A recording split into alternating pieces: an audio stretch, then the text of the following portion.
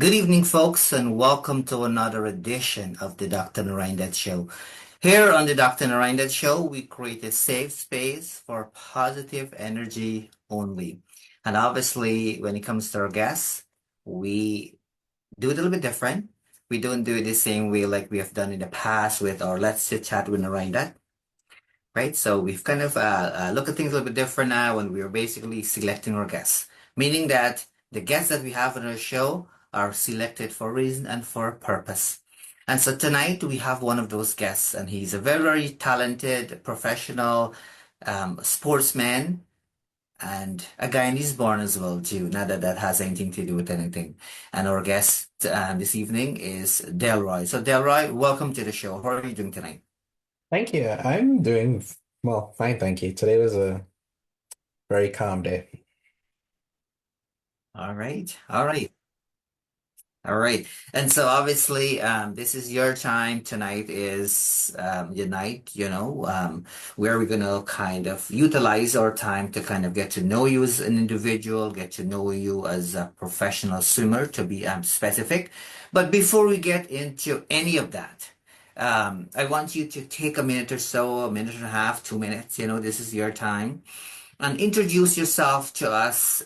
We have folks listening on 102.7 CKMS FM as well too. So we have folks listening from all over the place. So take your time, introduce yourself, let people know who you are a little bit, where you were born, schools that you may have attended, some hobbies of yours, things along that line, and then we're gonna dive into, the main reasons why we invited you to be here, and that is your passion and love for sports. So take it away. Well, as you said, my name is Delroy Tyrrell. I was born in Georgetown, Guyana in 2002. I spent about 2 or 3 years there before I ended up moving to Trinidad and Tobago, where my parents decided to live. After that, many years later, I ended up getting a scholarship to go to a school in the US called the College of St. Rose. Unfortunately, after about 2 years at that college, they ended up closing down due to financial trouble. So I then had to transfer from St. Rose to the college I'm currently at, which is the State University of New York in Oneonta. All right. Well, thank you so much for that introduction there. And so, as I understand it, and you don't have to get into details here in this show, I mean, it is freestyle and it is a safe space. And so sometimes things might pop into my head and that might lead me to ask you a question, but that does not mean that you have to answer everything here. As I understand it, you were born and raised in Guyana, but you spent some time in Trinidad as well, too. Um, and the fact that you have the experience, grew up in Guyana and in Trinidad as well too, would you say that there's a unique difference at all between those two countries? Between Trinidad, oh, definitely. There are definitely some key differences. In my opinion, which might get me in trouble. I think the food is different. My father always used to brag and tell me that the fried rice and stuff in Guyana was better. Um, I mean, after trying it, I kind of agree. Um, I think the culture of Guyana is a lot more, at least from where I was, is a lot more laid back. Everybody seems a little more relaxed when I was in Ghana. It kind of felt like everywhere I went, people were a little bit more close-knit, if that made sense, because I suppose the population's a bit smaller. So it almost seemed as though every single person, every place I went, knew somebody else from around the area. So it felt like it genuinely felt like just one big family, if that makes sense. And I suppose I couldn't even describe the atmosphere in terms of the culture. Waking up on Saturday morning to hear reggae playing, or listening to certain. I remember we were walking through the market and border market, and they began playing a reggae song from the 90s or the 80s, and everybody in the market started singing it together because my dad told me that's a very popular song again, and they all grew up hearing it. And it just I couldn't describe the culture, so it's very different to Trinidad. That's awesome. That's awesome. So thank you so much for that. You wouldn't get into trouble for anything at all here, so not to worry. Be as open as you can be and be yourself kind of thing. Obviously, sports has been a thing of yours. You've been very much passionate about it. And we read up a little bit, about you, and we have seen bits and pieces here and there, but we want to obviously hear more in details and so forth. It is so nice when young people have passion and they have a dream in life. It really gets me excited. Um, Share with us, what was the motivating factor for you to kind of proceed with sports, and particularly when it comes to swimming? Originally, when I very first started was when I want to say technically when I was 6 or 7. I used to do it in primary school. Um, Long story short, it was just because it was a requirement for my primary school, so we had to do swimming as a sport. But I never really took it seriously until my father ended up putting me in a club in Trinidad and we began training and that kind of stuff and I started competing. But after about, I want to say for me personally, I started taking it more and more seriously when I turned 18 or 19. That's around the time that I met my coach from Trinidad and Tobago. He was the one that really first spoke to me and told me that he thought that I could be a lot more than just the average athlete, and he thought that I could do a lot better. And I began training with him, and I started to see more and more success. And then I started to realize that I started to believe in myself too, that I thought I could be better. And then ever since then, I've been trying to do better and better than what I'd done last time. That's awesome. And so when it comes to sports, and not only swimming, but when it comes to any sort of sports, I mean, it takes commitment, right? Lots of dedication, sacrifice, all of these types of things. In fact, when we were speaking just before we started the show, you told me, if I heard you correctly, and I'm pretty much sure I did, you told me you just came back from practice. Yes. Did I hear you correctly? Yeah. Right.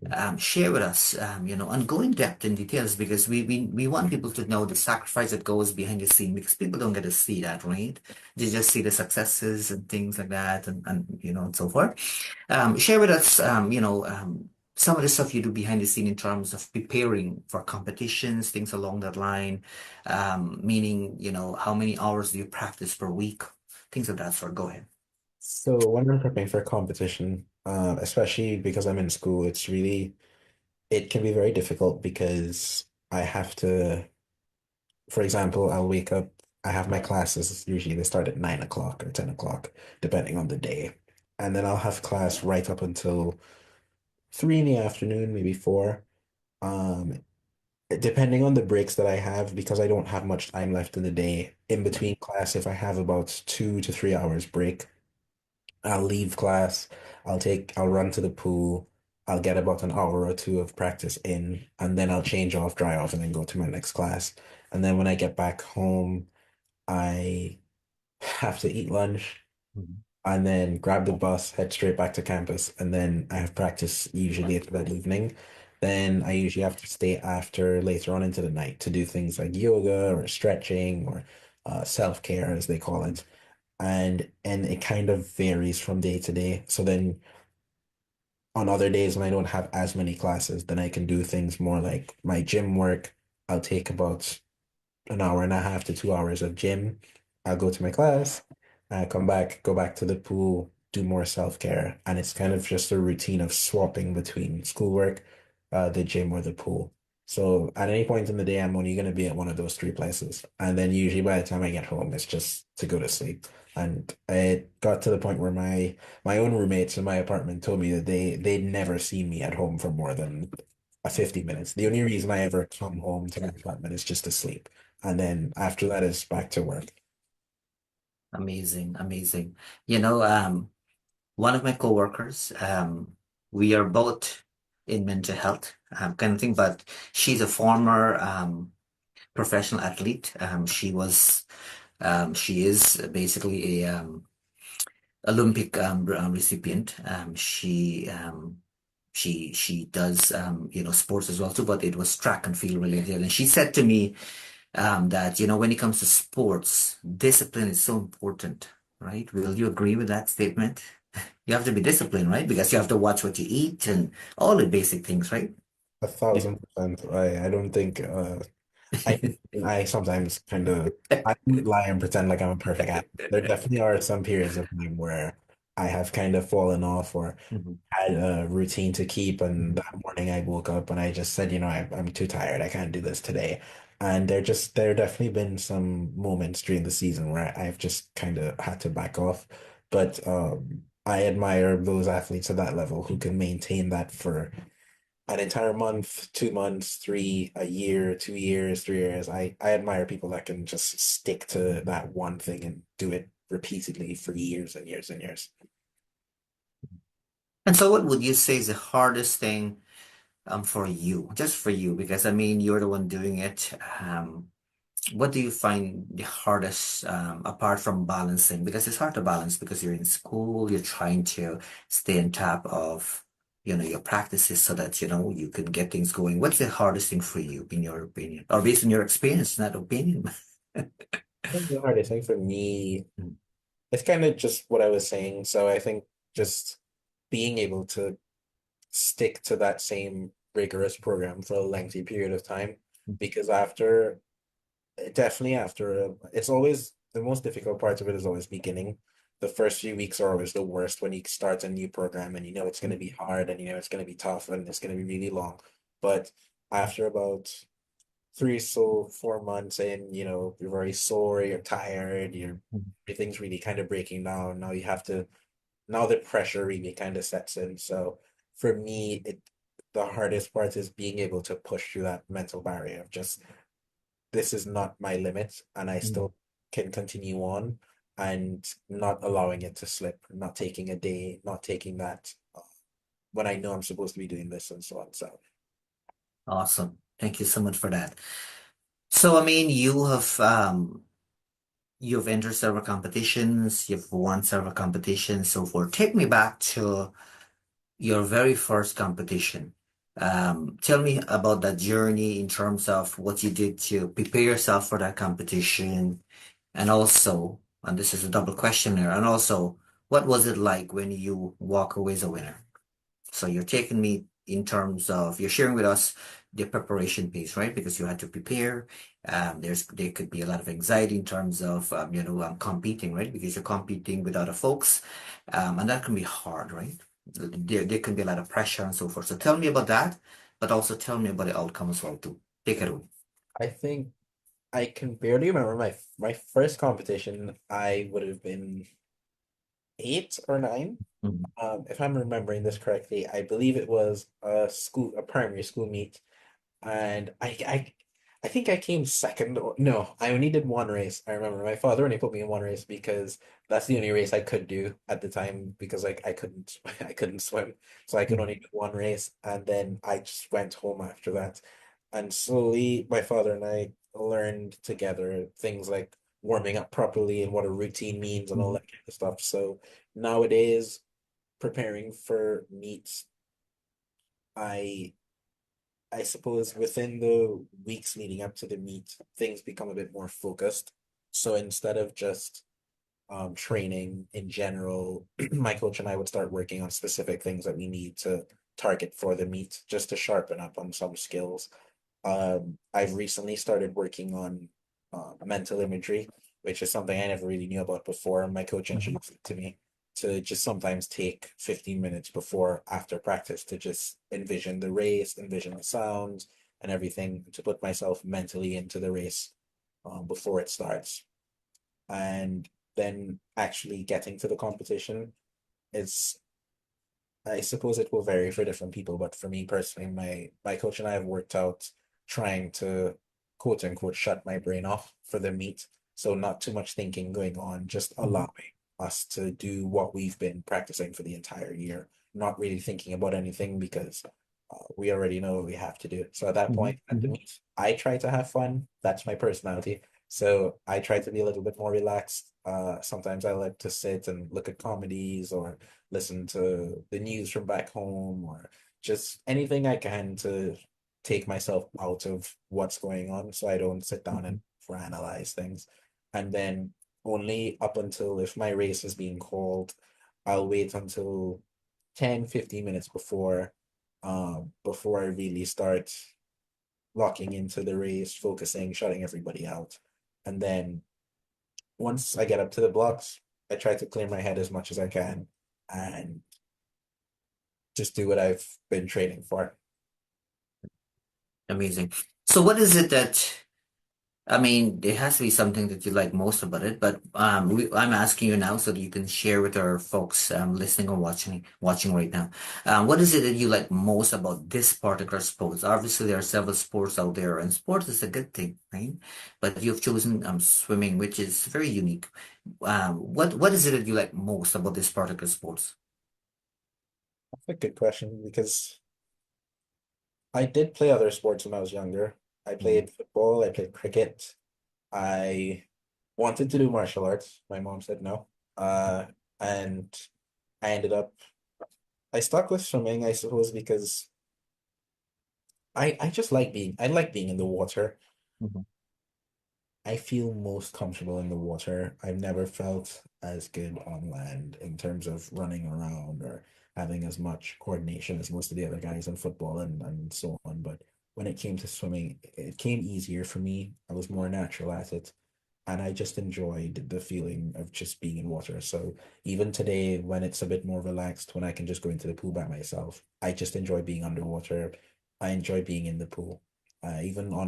Even on my off days, I still just go to the pool and just to relax.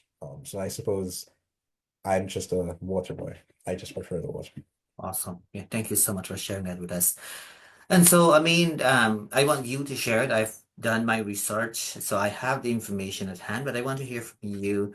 I think it will be better for us to hear from you. So you've won several competition. Tell us about the most. I mean, they're all important and special in their own way. There's no question about that.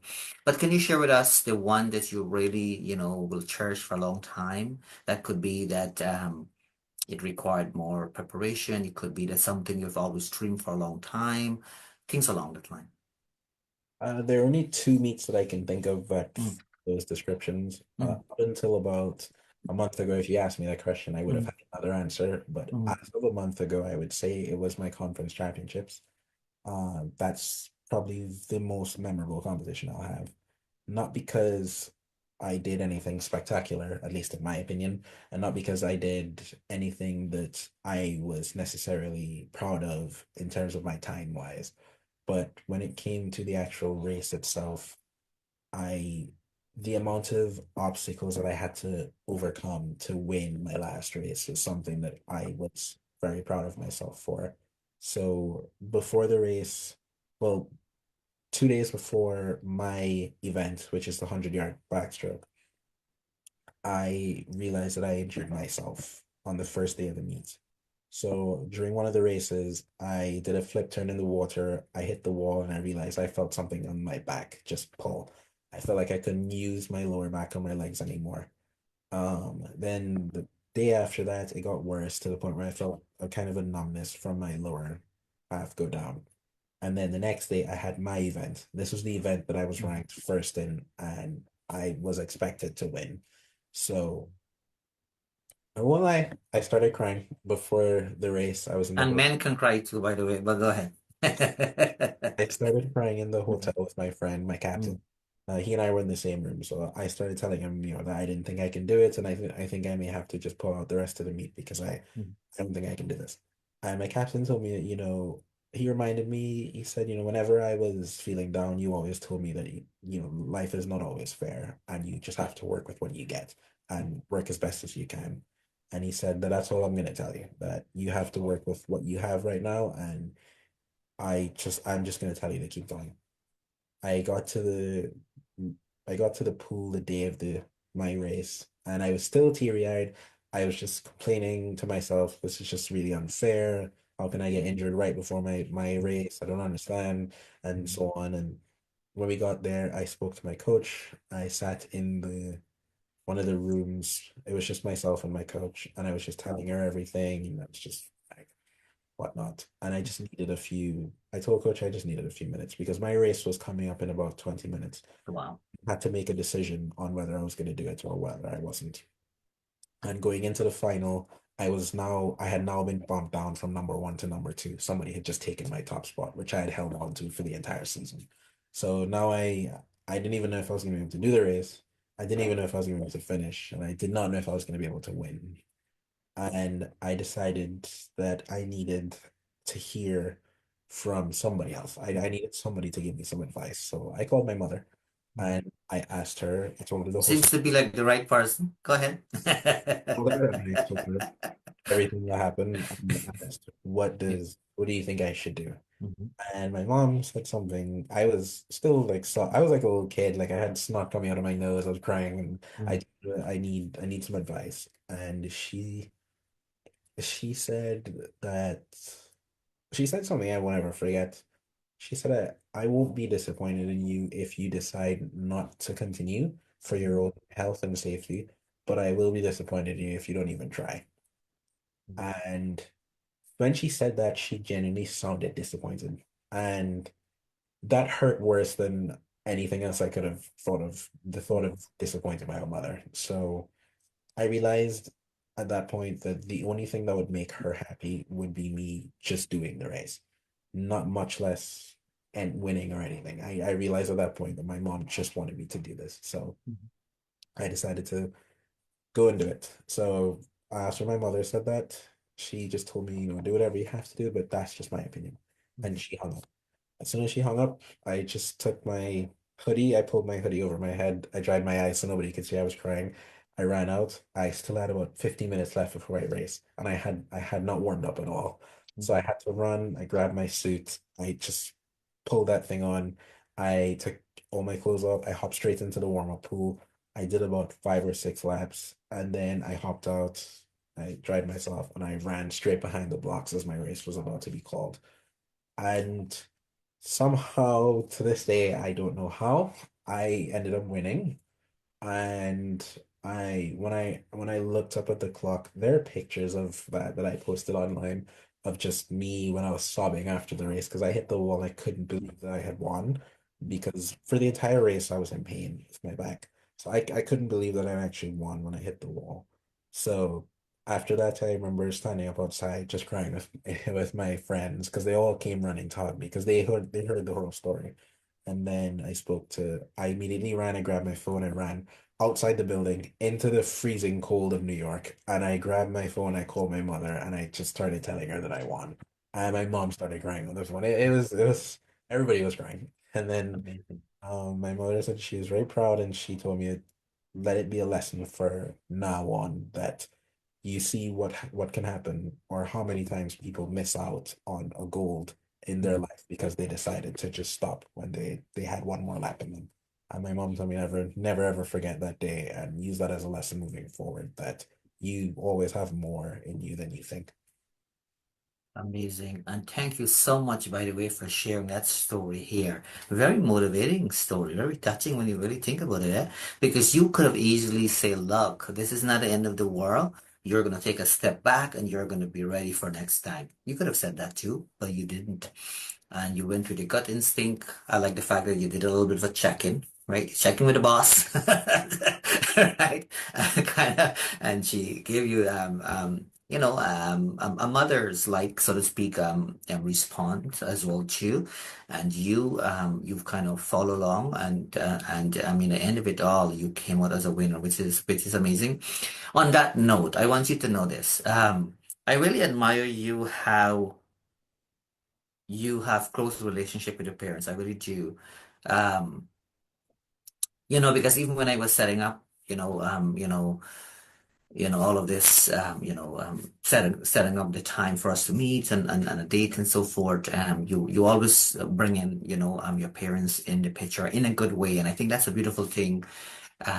When you have the support, that's one thing, but also when you have an individual like you that kind of listens as well, too, because things have changed over the years, man. Right? Right? And I have to say, I'm very proud to hear of that. I think it really speaks highly of you as an individual. I want you to know that. And you'll go far away if you think along that line. Thank Thank you. you. So I'm gonna leave that as that. Um, so I mean, when it comes to sports, I mean, it is costly. It's costly in different ways and so forth. Without you getting into any sort of details, we have folks watching. I have business partners and all of that. What kind of support, an individual like you will need in order for you to take things to the next level? I know it's a Could be a silly question, could be an important question. You can pause on that question, but at the end of the day, everything is costly, right? To really to be involved and take things to the next level. It, Anything you want to add to that or kind of respond to that? Go ahead. I don't think I can do my parents justice for how much the sport costs, much less the fact that my brother and I are both athletes. I could never do it justice with how much it costed for them to have to pay for both of our trainings, both of our equipments, both of our. I sincerely don't think I could, but I suppose to give people an example, the suit that I wear for swimming when I do my competitions, the suit alone costs upwards of three, 400 US dollars. And the suit only lasts about 6 or 7 wears. After that, you got to get another one. The goggles that I wear cost what between 50 to 100 US dollars. The caps that I wear, 20 to 50 US dollars. Each time I want to go on a trip in order to go somewhere, it's going to Mhm. cost a couple thousand US dollars. Absolutely. Then you have to pay for hotels and lodging. Then you have to pay for training trips. You got to pay for the right amount of food. So because I'm a swimmer, I tend to eat a lot. So it got to the point where my mother started having to buy eggs en masse for me because I would be eating them so often because it's the easiest source of protein. So my mom would buy between 60 to let's say 120 eggs. So she would buy just a whole set of them and she would stock them in the fridge. And before the month was out, they'd be gone and she would have to buy more. And then she'd have to buy all the different stuff that I needed in terms of my supplements because I use B12, I use vitamin B, I use magnesium supplements, I use my multivitamins. My mom has to buy fruits for me. She has to buy them every single day. She's got to buy coconut water for me when I'm finished with my practices. She has to buy a whole list of things, and that's just food, and then that's just the equipment, that's just the training, and then that's not even talking about having to pay for school, having to pay for my rent at school, having to pay for groceries while I'm at school, having to pay for transportation. I couldn't. There's no way I could do that justice. So I suppose in terms of support, the only thing my parents have ever asked anybody publicly for would be help with just my transportation. Yeah. It's very difficult. So my parents asked the National Sports Commission for some assistance with that, and they did help us out, thankfully, with just getting transport to different meets. So right now I'm in Maryland because there are meets going on here that I need to compete at in order to qualify for certain games. And then there are meets back in New York, so then I have to travel from here. It took me 12 hours to travel from New York to here. I left New York at 8 o'clock. I got here at 7 p.m. So and then I'm gonna have to travel back to New York. Then I have to fly from New York to Guyana to do another meet. And I have to fly from Guyana to Trinidad to do a long course meet. Then I have to travel from Trinidad back to New York again to get back to school. Then I got to go back from New York back here to Maryland, and it's just. And then if and when I qualify for Worlds, then I got to travel from here all the way to Singapore and then coming back. So the most my parents have ever asked for, and they probably will ask for, would be just monies to take care of my travel expenses. Thank you so much for sharing that with us, and thank you for really paying gratitude to your parents, your mother in particular. Based on everything you share, I think that's so important. Because I asked you this question because certain things we would know, right? A lot's involved for sure based on what you've shared with us there. So we have folks watching, so we're hoping that folks can be mindful that in order for people like yourself to continuously grow, any kind of support, it comes in handy, right? That's for sure. So that's good.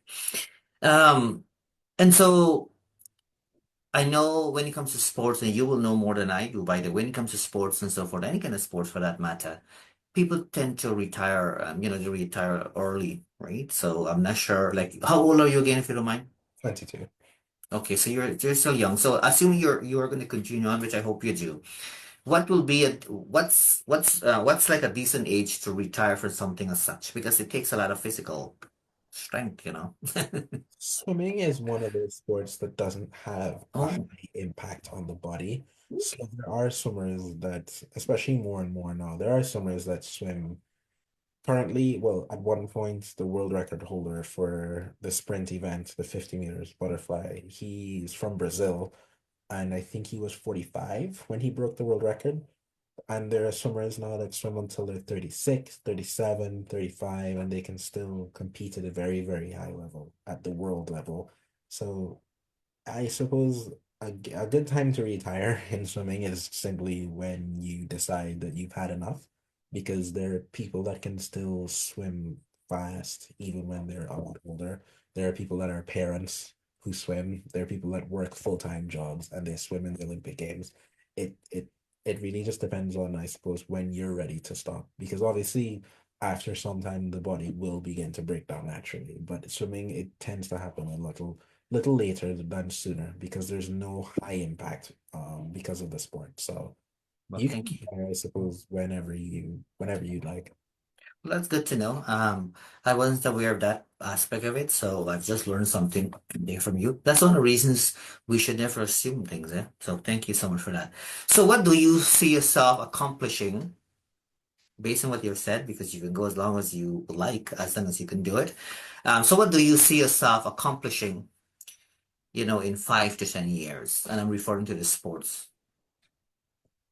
By then, 5 years, I would be 27. I would have hoped to go on to at least the World Championship level. My goal is to at least qualify for a final in the World Championship level, at the World Championship level.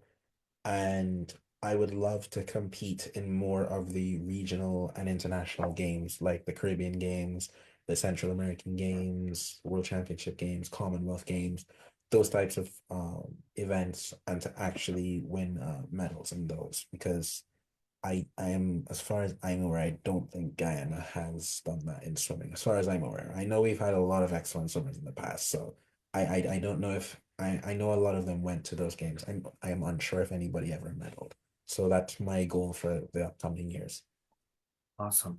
And it's nice to have goals in life, especially when it comes to young folks, I mean anybody for that matter, but it is so important, eh? It is so important for people to have goals in life and have a plan in place to achieve those goals. And the fact that you have something in mind to kind of what you want to do for you is just amazing.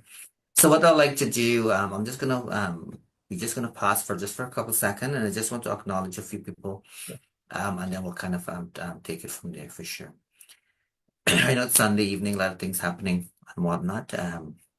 But I will just want to acknowledge a few people. I want to give a special hello to John from Queens. Thank you so much, sir. I hope that you're feeling much better now, and we're hoping that we can get you on the show sooner than later.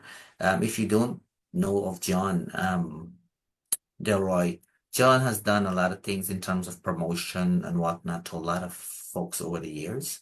And so he's one of the people I'm in our circle to kind of help us along in terms of social media pieces and promoting our stuff and his YouTube channel and things of that sort. Vishal, I want to give a special hello to you, sir. Thank you for taking a sneak peek. I hope that you and your family are doing well. I want to say hello to Sahid. Thank you so much for being here on this Sunday evening. We do appreciate you. And to my radio people, we are not able to see you, but do know that we appreciate you. We've been doing the radio. That's where we started our radio journey over 2 decades ago. And do know we appreciate all of you, depending where I'm looking at and so forth. I'm not able to see everybody all at the same time, but do know that we're appreciating you. If you just tune in, do know you're watching or listening to Dr. Narine Dat Show. And we have a very special guest, a young man who is very much passionate about sports. And when we did a research, realized he will be a really good one to be on here. Our hope is that folks will support him in whatever ways possible, right? It's so important for us to support. People need support. None of us can do things on our own. And if we don't have the support, it becomes much harder and challenging. So don't be afraid to, reach out to him directly and whatnot and give him the support he needs. Because I mean, the profession that I'm in, I work with a lot of young people, and a lot of people are they're not going, their life is taking a different direction and not the right direction, so to speak. So it is more complicated, for folks to get on their feet and all of that. Here we have an individual who's in school full time. Not sure how the heck he does it, but that goes to show that he has the motivation. He's in school. He is still, proceeding with his passion for sports, with his swimming in particular. He has won several competitions and he wants to do more and so forth. So So we're going to get to obviously know him a little bit more. And that's the purpose, get to know him more and get him to share what his passion and all of that. So Delroy, my next question to you is, you talk about your long-term goal and whatnot. But when it comes to short-term goal, so when I say short-term goal, I'm talking about like within the 6 months to a year or two, a year or so kind of thing. What will those things be? The next 6 months, right now, I'm preparing for the World Championships, the trials. So I'm trying to make one of the qualifying times for Worlds. Um, that's the main thing on the swimming radar right now because for college swimming, technically we're at the end of the season, so there is no college swimming until September. So the only other thing left are my international duties, which will be the World Championships. Other than that, it's all the rest of my goals are going to be purely academic, which is just catching up on my schoolwork. Because a chunk of it was missed due to my last conference, and just catching up on school and whatnot. But in addition, those are the two main things: the World Championships and school. That's awesome. So are you enjoying your school? I love school, I'm strong academic one. And it looks like you are too, because you try to hang on to both. Are you enjoying it though, that journey? It can be a pain too. Like I'm not saying that it's not challenging in its own way, but are you enjoying yours? I am definitely I've enjoyed my school so far because it's a tiny college. Well, I mean tiny relative to the States. So it's a school of 5,000 people, which is considered small here. But I've gotten to the point where all my professors and I have built really close relationships to the point where we talk often, even outside of the classroom. And I've I've came to enjoy all of my classes. They're fun is the best way to put it. Awesome. Yeah, so choosing the right program is key. So if you don't mind, you already shared with me off camera and whatnot. Are you willing to share with folks the program that you're taking and what is it that you hope to do with it once you're done? Because I think it's aligned with what you're doing. Yes, of course. I originally actually I was a biology major because I wanted to get into pathology or virology, but I decided that, well, long story, I decided that I didn't want to do it anymore because one day I sat down at a computer and I started looking at the job that I wanted to do, which was a virologist. And I started looking at the different virology jobs in New York, which was where my school was at the time. And I started looking at the different salaries and I started writing them down. I had a calculator with me, and then I started looking at what that job would pay in best case scenario, if I left school right now and I was entering this profession, what do they normally pay people with bachelors? What is the average salary? And then I made a list of the different expenses I would need if I just left school. So how much would I have to pay for an apartment? How much would I have to pay on average for bills? How much would I have to pay on average for groceries? How much would I have to pay for transportation, or if I wanted to get a car, or if I wanted to have to take the bus or anything of the sort?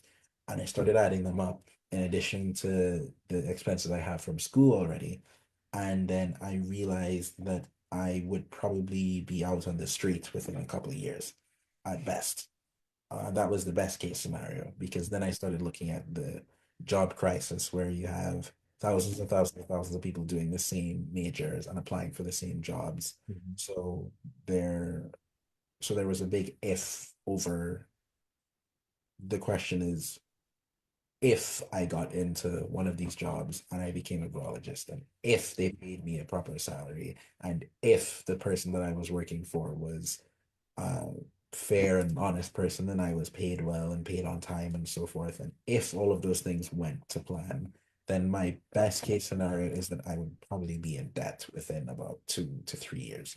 And I just realized that it just wasn't feasible, no matter how much I tried to spin the numbers, cut things off here. It just wasn't feasible. And then I had too many examples of my friends who left school with degrees, really good degrees, degrees in biology, degrees in accounting, degrees in engineering and whatnot, and they just could not find jobs. And most of them who I was, oh, sorry, who, yeah, I was friends with, yeah, they were my friends. They had degrees in really skilled areas. Like for example, I have a friend who has a degree in biology, completed Mhm. her bachelor's in biology, Mhm. but is currently working in a field outside of biology because she could not get a job with her degree. I have other friends that were other majors that could not get jobs in their respective degrees. I have another friend who did biochemistry, which is a really difficult degree to complete, and he got his bachelor's in it, but he's currently working in an accounting firm. So a lot of them, and he, same thing, he was complaining to me about his pay and the fact that he's still having to live with his parents and he can't afford his own rent. He can't afford to pay anywhere else or live anywhere else, and his degree is practically worthless. So I began to realize that the degree that I was doing probably was not setting me up for a successful future. And I spoke to my parents about it, and I told both of them that I didn't think that a traditional 9 to 5 was for me, and I didn't think that the current economy and market supports getting a 9 to 5 because I don't think, because of how the economy is now as compared to 40 years ago, I don't think it's feasible to do, to simply have a normal 9 to 5. And when I told my parents this, I was half expecting them to get upset because, they're Caribbean parents. I basically just told them I didn't want a job. Yeah, appreciate But the honesty there. Yeah. so when I told them that, I was very surprised that my mom and dad were both, if anything, they fully supported my decision. And they both told me that if anything, they thought it was the best idea too, because my father told me unless you're gonna live maybe somewhere in Europe or something, living on this side of the map and trying to do that, he told me his own experiences and struggles with being in a profession that did not make ends meet and having to pick up a second and third job. And even my own mother told me about her struggles with having her job and not being paid on time or not being paid correctly and all that kind of stuff. So they fully supported my decision. And I sat down with my mother, and my mother said, okay, well, if we're going to do a different degree, then we have to figure out how is this going to line up with what you want to do. And I realized that I wanted to get into business because a business was the best solution to all those problems. I could work for myself. I could basically pick my own salary. I would be able to create jobs for other people, and I would be able to my revenue would be dependent on me, not dependent on somebody else giving me something whether they decided to or not. And I would never have to worry about not having a job the next week or the next month, or it would be up to my own hands. And I'd rather have that position where it's in my hands to work and figure out. So my mom said, okay, if we want to do business, that's fine. What kind of business do you want to get into? And we sat and we thought. My mom said that if you're going to pick, you need to pick something that you can do Mhm. 40 years from now. You should be able to wake up and still smile to go to work. And my mom said that's when you've found the thing for you, which is you can do it every day, all day, and it brings you joy, not sadness. And I told her I love sports. And that's just the only answer that came to mind. I love sports. I love looking at them. I love competing in them. This is just something that I love. Not even just swimming, just across the board. I love looking at athletically gifted people. And my mother looked to me, we looked through degrees, and sports management was born. So we decided that we wanted to get into sports management. And that's how I ended up picking that degree, which I'm doing right now. Amazing. So first of all, thank you for sharing that with us, but I also hope that you were hearing what you were saying because you have nailed, some important pieces.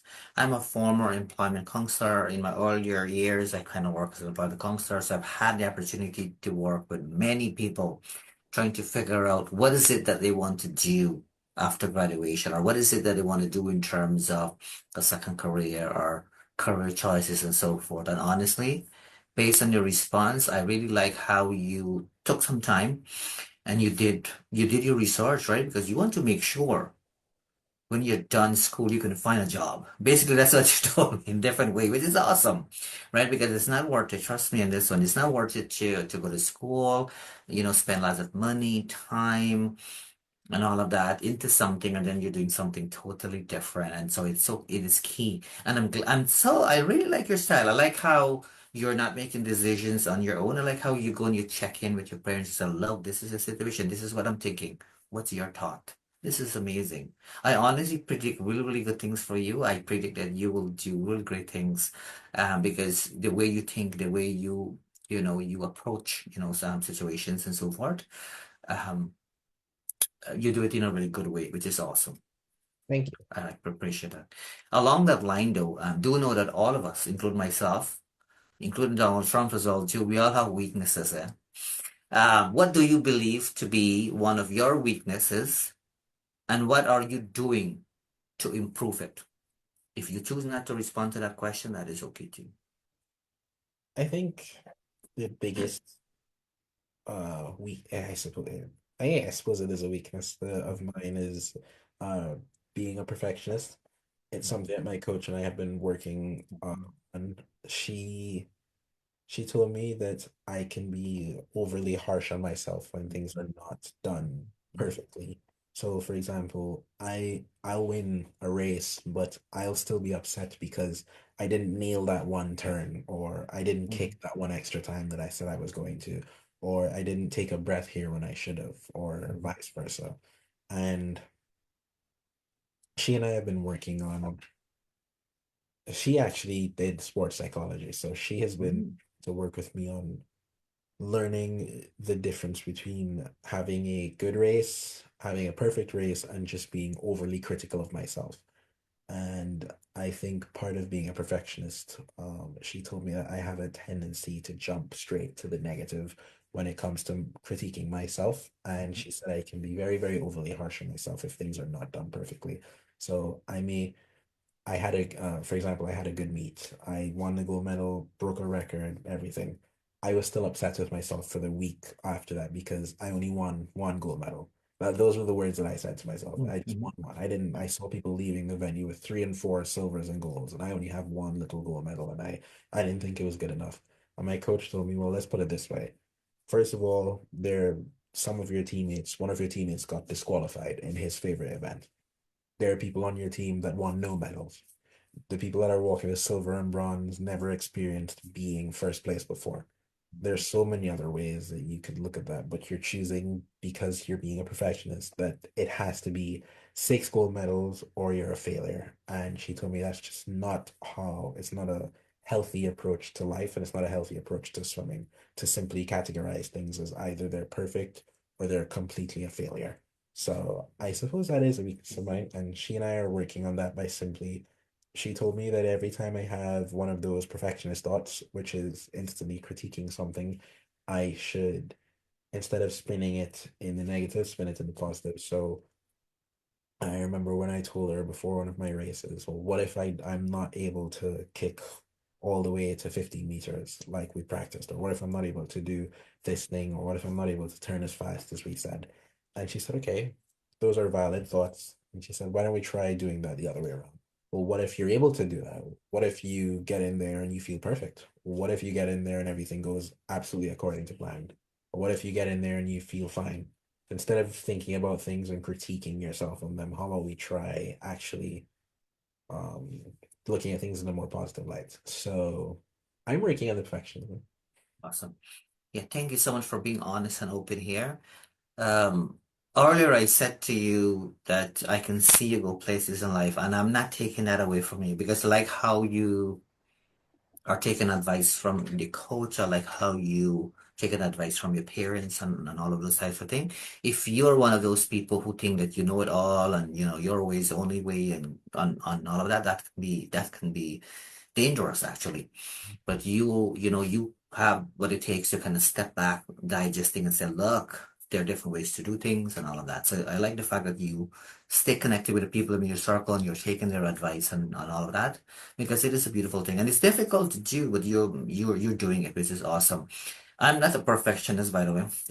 Yeah. I always give it my best shot when it comes to whatever I do. I give it my best shot. I accept it for what it is, and it works. I hope that you get to a place where you obviously will give it your best shot. That doesn't mean you slack off, but at the same time, as long as you have satisfaction that you give it your best shot, regardless of what you do, and once you're able to accept, the result for what it is, life will be a lot more easier on you, kind of thing for sure. So I'm glad you're working at. That's awesome. Good stuff, and good for you. And thanks for sharing that here. We know that you have a passion for, the sport, swimming that is in particular. You mentioned as well too that you've played sports. in your earlier years and so forth. But apart from sports, do you have any other hobbies at all? Any other stuff that you do? I'm not sure we're gonna have the time for it, but I'm only asking you. I suppose part of the problem is time. I can't remember the last time I've actually sat and had a hobby per se. I mean, there are definitely things I'd love to do outside of swimming. I just don't usually don't have the time. But I suppose outside of swimming, I'm really big into things like I love aviation. I love reading about aviation. I am a huge nerd when it comes to aviation. If you get me started talking about planes, I probably won't stop. I enjoy the physics of them. I enjoy the whole commercial airlines process and how that works. And it's it's a beautiful thing. I in my spare time, I do play, I don't know if this counts as a sports, but I play chess in my spare time. Mhm. Uh, I love reading about Greek literature. It is probably the most fascinating to me. I love reading. I've read some works from, I read Homer's works. I've read some of Plato's, Socrates, Aristotle, etc. I love reading their the old poems, the old writings and fables and so forth. So uh, I can't think of any other Uh, hobbies that I have. Those are the main three that I can think of right now. that's okay. And that's okay. You've kind of responded to that nicely for sure. So obviously you have great strength. I can see, I can tell that you have good strength. And one of my strength is to recognize the strength in people. Like I'm really good at that. And I can see a lot of strength in you. There's no question about that. But sometimes people have difficulties recognizing your own strengths. And I'm not trying to put you on the spot in any shape or form here. But I want to kind of ask you this part of the question. Which strengths do you believe you have that make you a great athlete? Because you're good in what you do. But I want to see if you can recognize your own strength that that kind of puts you where you wanted to be, and actually you want more on top of what you already have. I think the two words that jump out at me on the spot would be I've always been told by my coaches and even my professors or people that have taught me before that one of the things they admire about me is the way that I pick things up very quickly. So usually it doesn't take long for somebody to teach me something. If I'm sitting one on one and I'm learning from someone, it usually wouldn't take me longer than a session or two to pick something up. So when I began learning with my new coach in Trinidad and in Guyana as well, it didn't take them more than about it was no more than 2 to 3 weeks for me to learn new techniques, to learn new ways to do certain things. And my coaches were both commenting on the fact that it was a little abnormal for them to have someone who they only really had to explain something once, twice to, and then after that it was just smooth sailing from there. And the second thing I suppose would just be being adaptable. I've tried, I won't lie, I definitely was not like that in my former years, but Mhm. as I got a little bit, as I've gotten older, learning a bit more, trying to learn more about myself, being adaptable is something that I'm learning to learning to do. So sitting down sometimes and realizing that, okay, the way that I'm doing this right now isn't working, and I need to learn a different method. And it took, as my dad told me, it takes a big man to admit when he's wrong and to just realize in certain situations in the past couple of years that okay, this is not working, this environment isn't working, this isn't whatever, and I need to learn to change quickly. So coming to the States, learning from new coaching styles, having to adapt to new scenarios, situations, moving straight from the heat of Trinidad to the cold of New York, having to learn to kind of deal with that and learning to deal with different types of pools. It takes a bit of adaptability to just be able to survive in one environment and then survive in the complete opposite environment. So I think those are two things that have helped me a lot. Um, Learning quickly in terms of learning new techniques in swimming, learning new things about myself, and then being able to adapt from one situation, one coach to another, and so on. Awesome. That's awesome. How about like a role model, whether that be a favorite coach, that may be tricky to respond to, but generally speaking, like an athlete, or and so forth. Like, do you have one that you look up to as a role model, and you're kind of thinking, hey, this is pretty cool, and one day I would like to be like that person. So while you're answering and thinking of that, I just need to plug my thing on here, and I'll be right back. Like 5 seconds. Just make sure this is good. Oh, awesome. Yeah, so I mean, having a role model, things of that nature is not uncommon, right? A lot of times we have people that we look up to and whatnot. Do you have anybody as such? I suppose the first person that comes to mind is my dad. Mhm. Um, my dad, I don't know, I don't know where to start with that man. I think if I wasn't his son, I think the best thing I can tell people about my dad is that he's just a good man, and I think that that's the highest compliment I can ever give another man is that he's just a good man. And I think listening to, I mean, if you think the story about me is motivational, I think you really need to hear my dad's story about how he grew up and where he is today. Practically growing up homeless and now having a PhD. Sometimes when he told me his story, I Oh, I need him on this show, but so you have to set me up with that. I love that story because. did But not anyway, you go ahead. Let's focus on you. But thank you for sharing this. I'm gonna reach out to you separately, and I'm very much interested when it comes to the academic piece. It's going to show that it doesn't matter of our past. Where we're heading is important. But go ahead. You go ahead. When I was younger, I never believed his stories about where he came from because I always just assumed that. I mean, when I was really young, I just assumed that he was maybe over exaggerating, maybe he was joking. But I think when he took me to Ghana and he showed me where he grew up and he showed me some of the things that he had to do to survive, Okay. which was like he told me about, growing up on the street or having to sleep in church because he didn't have a place to sleep. And the only place to Mhm. take him in would be the church, or not knowing about, driving a car, owning a passport because he just didn't have the money to go get any of those Mhm. things. And not having a stable father figure in a house or not Mhm. having anything. And to go from that to him now owning a PhD, owning his own consultancy agency, being a marriage counselor, being a pastor, working in different jobs, being a teacher, sometimes, even to this day, when I hear my dad talk about the way he grew up, I just still can't understand how he went from that to what he is now. And it still amazes me to this day, to think about how resilient he had to be in order to be the man he is today. And to still, and if anybody should have an ego, it should be my dad. But for him to still be willing to teach people and to help and to, you know, every single one of his jobs is almost about service.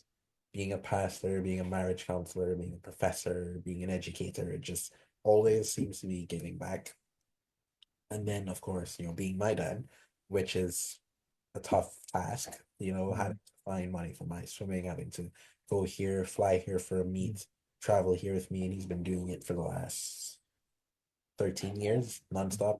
I remember somebody once told me that I was telling a story about my father. I was showing them, no, I was showing somebody some videos of mine, Mhm. and they were asking me, who is that man that's shouting in every single one of your videos? And I told them that's my dad. And I remember, I'll never forget the look on her face where she said, your dad's been to every one of your meets? And I said, yes. Since I was 9 years old, every single competition I went to, my dad was there.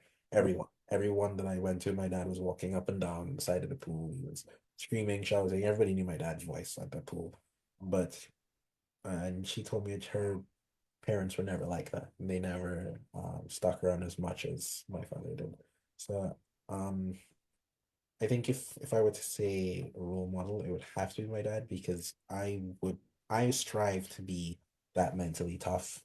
I strive to be that responsible, and I strive to be that hardworking because um I know he will say otherwise.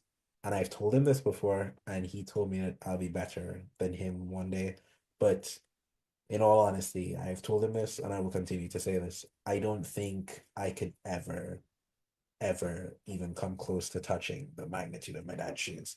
I think some of the things that he's done and some of the things that he's had to overcome, I know that me being me, I could not, I could not imagine what it must be like for my dad to have to balance the things that he has to balance with me, having to take care of a family, having to take care of a son that's in one continent and one that's in another continent, having to work three, four jobs just to pay for all of that, and then having to take care of a house, having to take out loans just to pay for my school, and so on. And how he deals with all that on a day-to-day basis, I don't know. So I look up to him a lot in terms of learning how to be more resilient and learning how to be more of a man and learning how to be more mentally tough, more responsible, and more of the man that he wants me to be. But as I said, he's my role model because I don't think that any of the accomplishments that I've had in the last 13 years will ever compare to the things that he's done in his life. Well, Delroy, I want you to know I have so much respect for you for sharing what you've just shared. You pay gratitude. I'm not sure if you're realizing, but you've paid gratitude through this interview here, to the people who, who supported you along the way, so that you can be successful, right? Doing the things that you want to do, love to do, and enjoy doing. And the fact that you consistently, bring your parents into the picture, it's you just blow me away here, and much respect to you. I want you to know that. Um, I would love to have your father in the show, by the way. He has a good story to tell. It's awesome. That's Um, and so when it comes to you, though, in terms of priorities, we all have priorities in life, right? Looking at your own life right now, what would you say? And you may have to think for a few seconds here before you respond, right? What would you say are your top five priorities? I would definitely say God first, always. That's what my dad taught me. That's why I keep trust. Secondly, has to be my family. I would say my academics, my swimming. That's four. No, and that's good enough. You don't have to. I asked you for five, but you don't have to. I should have asked you name a few. What's your father's name, if you don't mind? His name is Fitzroy. Yeah, so he's watching right now. And so while I'm here, sir, I want you to know that I mean I don't know you, but I can tell you based on the story apart from your son here, you have a good son here, that I can tell you. I don't know how he, I'm not sure how he behaves at home or what he's done in his life, but I can tell you, based on my experience in life dealing with so many different people, you're very blessed. I want the father to know this. I want you, the father, to know this, that you have a blessed son here. A lot of people will want to be in your shoe to have a son like him. Do know that. On a side note, though, I would love to have you in the show. Hopefully, we can buy you into this thing here, despite the fact that you may have a busy life. It would be really nice to have you on there, kind of thing. And these are the kind of things we like to kind of feature on the show for sure. These are all hidden stuff here, you know. And so, yeah. So thank you for sharing that. I like how you bring in, you talk about. If I heard you correctly, I was you mentioned about God, like right, and so forth, and not only that, you mentioned that your father taught you the importance of those values, right, which is important. Did you also mention that your father is a pastor as well too, like a preacher? Did you mention that? Yes, he is. He does it all, huh? Amazing. And so, and obviously, you're living you have your own dreams, own passion, and goals in life, and so forth. And the only advice, I mean, your father, when you were saying earlier that you will never be like him, and that's because you obviously see your father, to be an individual who has pushed himself to really become the individual who he is. And what I like in terms of the response, though, is that your father, and this is a very powerful statement, and your father said, "You will." Right? So they believe in you. Don't feel pressured in any shape or form here. I know that's a lot of pressure.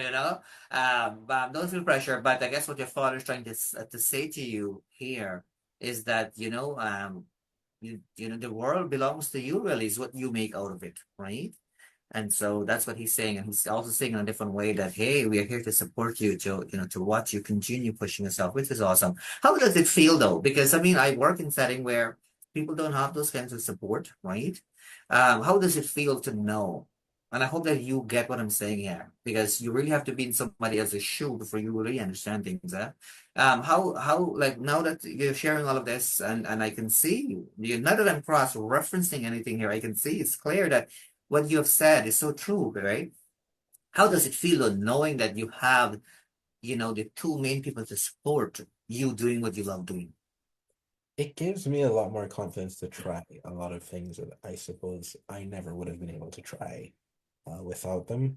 I never would have ever tried to get into business, or I never would have tried to get into stock market trading. I never would have tried to, you know, go into a big school and win this or do whatever if I didn't feel safe knowing that it's almost as though I've kind of told myself that no matter what happens, I can try anything I want because I know that at the end of the day, my parents are going to support me. Because if I wanted, I could just get a really safe job. I could probably rent somewhere. I could finish school. I could go through swimming, be average, and just go out and get a job and then let that be the end of it. But it's because of the both of my parents that I've decided that I'm going to take risks and these are the things I'm going to try because I know that my safety net is always going to be that I have my parents to rely on if I ever end up in a jam, if I'm ever in trouble.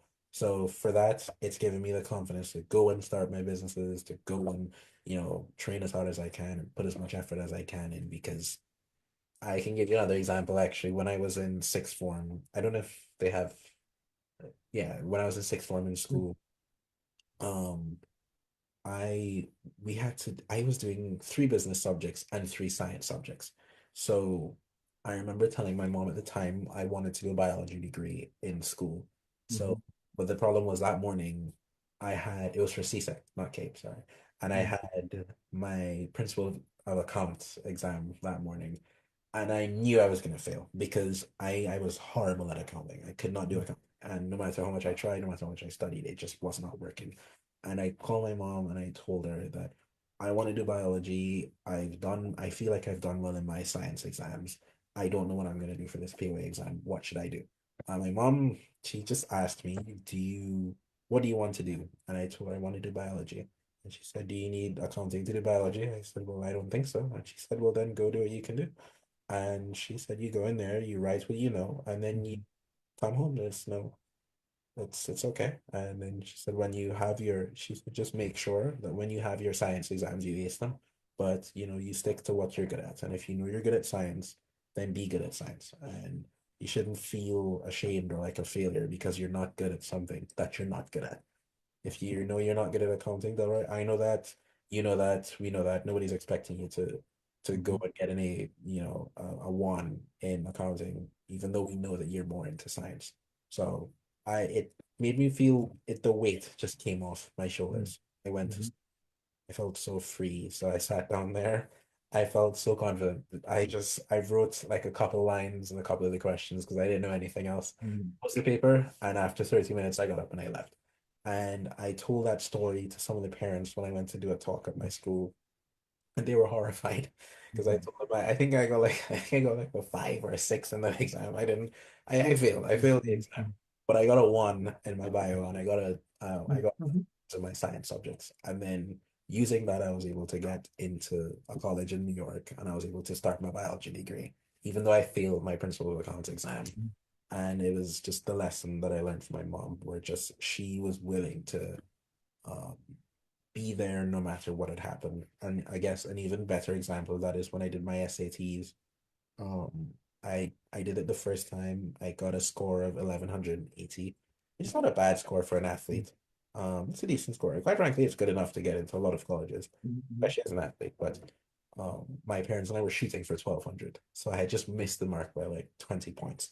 So my dad decided, let's do it again. We try it again and see if we can hit that 1200 mark. And I remember I did the exam again the next year, and I got a lower score this time. So I got 1170. And I remember I was so distraught because I felt like a failure. I felt like I just Mm. wasted my parents' money. I just wasted a year of studying. And my mom, I'll never forget this morning. I was standing in the kitchen and my mom and I are so close. So she can read my emotions without me having to say anything. So I was just in the kitchen. I was really, really sad that morning because I had just read the results and I didn't tell her anything. She didn't know and nobody knew. She walked into the house. She was carrying her bags from work and she looked at me and she just asked, she didn't say anything. She looked at me up and down for a few seconds. And I just saw she kind of tilted her head and she asked me what was wrong. And then at first I told her nothing. And then she put her bags on and she asked me, "Are you sure?" And then I told her, well, I got the results. This is what happened. And I was fully expecting her to be upset or to be disappointed. I'll never forget the look on her face. She just said, "Oh, okay." She said, "Well, we'll do it again." And I just said, "Really? But, it's a lot of money to write the SATs. Are you sure?" And she said, "If do you need to get 1200?" I said, "Yes." She said, "Then we'll find the money. It's okay." She said, "It's not a problem." And then she cooked breakfast and we had breakfast that morning. And she never spoke about it again. It wasn't a big deal. And then the next time I wrote it, I got 1210 the next time. So I ended up finally getting it a year, third year after. So there are just more and more examples of just it allowed it's allowed me to take risks and to aim for bigger things because I know that I have a backing behind me. Amazing. Thank you so much. Like, I mean, this is great, really, really great. Really great story. And I like how, the support is important. And I like how your parents, again, and I feel as if I'm repeating myself, but honestly, it's worth me repeating myself because the support is so important. The support is crucial. And and you're blessed. I want you to know that you're blessed in so many different ways. And so that is a beautiful thing. For sure. And I like how you consistently give the gratitude, right? And so in your response, and that's what I find unique about you is that in your response, when I ask a question, you find a way to pay gratitude. It is part of your values. It is part of how you were brought up by two wonderful people. Amazing. Thank you. What would you say? So we're going to get back to the sports aspect of it.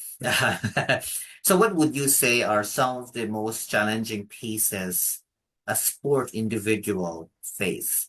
Even though you may have respond to this in previous questions that I asked you, now I'm asking you specifically, what would you say are some of the most challenging when it comes to sports person? So it could be you yourself, experience. You could be, a colleague of yours as well too, because not all of your colleagues will have the same support like you share with us, right? Not everybody will have the support from the parents, things of that sort. So they may have to battle it on their own, and that can be harder too.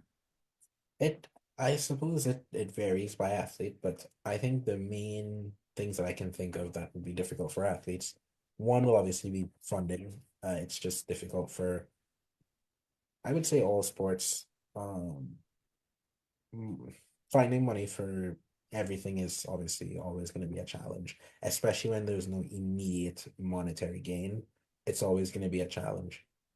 Secondly to that, I suppose would be the same thing with the support, having people around you that are able to kind of assist you on your way up. Because no, as my friends and I made this joke a few weeks ago in our group chat, you can't have Batman without Robin. You need to have somebody there to help you out. And I think some of the other biggest things athletes would face would be like pressure. Pressure is uh pressure is something that I don't think many sports, even myself, as a sports fans, I include myself in that, can really understand the type of pressure athletes are under. For example, I was going to the University of Ireland yesterday. They had a basketball game. Their school has a population of 50,000 people, 50,000 students. Wow. And get there, there's a massive basketball stadium. You see the big sponsors, Bank of America sponsoring this thing is sponsoring. Mhm. And you see buses on buses on buses of people showing up to the stadium to watch the game. And I can only imagine what it must be like to be one of those players. Because now you're in a stadium made for 20 to 30,000 people that are all there to watch you do Mhm, something. mhm, mhm, And they don't know that you might be tired. They don't know that you hurt your back 2 days Yep. ago. They don't know that you're sick. They don't know that you lost a family member. They don't know that you haven't been feeling good in training. They don't know that, all you have these doubts running through your head. They don't know that you're just a normal person, but you're just to do this activity better than most other people. They don't know those things, but they're still expecting a high caliber of athletic performance from you every single time. And the pressure of that, that's one of the reasons why I was telling my friends I could never play football, American football, basketball. I could never play those sports because sports fans can be absolutely ruthless when it comes to players. When they, you know, I it's still amazing to me how, for example, a commentator once said that even after all that Cristiano Ronaldo has done, he misses one shot and people call him trash. And people say he can't shoot and he can't do this, even though he's done so much in his life. He misses one penalty, you miss one shot, you miss one goal, and suddenly the tide just turns. And now you're the most hated person by your own fans. And just the pressure of having to compete, even if you don't have thousands of fans on you, the pressure of just having to do well in front of a crowd of a couple hundred, or your own friend, or your coach, or your family, or you. Um, I think pressure is something all athletes have to learn to deal with. It really takes toll on your mental health if you're not prepared to deal with it. Because, for example, with myself, when I won conference, I'm never gonna live this one down. Even after I won conference, I went because I obviously wanted to pay respect to Guyana. Nobody Mhm. else at the meet had pulled out a flag. So I went and I grabbed my Guyana flag and I ran to the podium. Only later would I get a huge wash of texts from some Guyanese citizens who were informing me that I was holding the flag the wrong way around. Oh And wow. I did not realize that Mhm. on afterwards because I was so in the moment, I was so, teary-eyed and stuff. I just Mhm. grabbed it. Like I was so happy to have it around me and whatnot. And then so now I can't even I can't even stop thinking about it now. So the next time I Mhm. win a race or next time I do something now, it's added layer of pressure. Now I have to remember, okay, I gotta look perfect. I gotta have the correct colors on. I have to be dressed properly. I have to look. Mhm. Okay, am I still crying? Do I look presentable? Do I have the flag on the right way? Am I facing the camera properly? Am I not blinking when the camera is flashing? And it's almost like there's just an added layer of pressure to every single thing that you do. So I would say probably those are the three biggest ones I can think of. And the last one I would say are distractions. Distractions for athletes. Mhm. Distractions are the anti-discipline. Distractions are so easy. I can't count the number of people that I know who were on a high in terms of athletics and because of distractions ended up kind of dipping in their performance. So, for example, my coach and I had a very, very candid conversation before I left to go to the States. And he said, we're going to talk properly because you're old enough, man to man, we need to talk. And he said, one of the biggest distractions I have with my male athletes are women. And he said, you need to understand that when you start to do well, that's one of the biggest distractions you can have as an athlete. And he said, you see it with the basketball players, they get caught up in all kinds of scandals. You see Mhm. it with some of the cricketers, you hear about the cheating scandals and who with the infidelity and all that kind of stuff. And then he spoke about food and when you're making money from your sport and you're doing well and you have the chance to go buy whatever kind of food you like instead of sticking to your diet. Now you have to deal with that distraction. You have to deal with the distraction of freedom. Now you're on your own. You're competing by yourself. Now you can stay up as late as you like because you're not in your parents' house anymore. They don't tell you lights out at 7:30. Now you can stay up till 12 o'clock if you'd like. And you can stay home from practice. You don't have to go to school. Nobody's going to be there to drive you to school anymore. So you can stay home, you can skip classes, you can go party if you'd like on the weekends. So instead of training on the weekends, you can go with your friends and go party. And those are all distractions. And those are killers for athletes, the distractions, to just be able to stay focused on this is the goal, this is what I'm here for. I'm not going to allow outside influences, which sounds nice and it sounds easy until they come, until you're tired and your friends say, you're exhausted, Mhm. you're training hard all week. Let's just take a day and let's go drink some alcohol. And then Well, instead of that, let's go to the club. Let's go do this. Let's go do that. And little decisions like that, you only have a couple seconds to decide. And so little distractions like that, little decisions can mess up your career if you make the wrong one.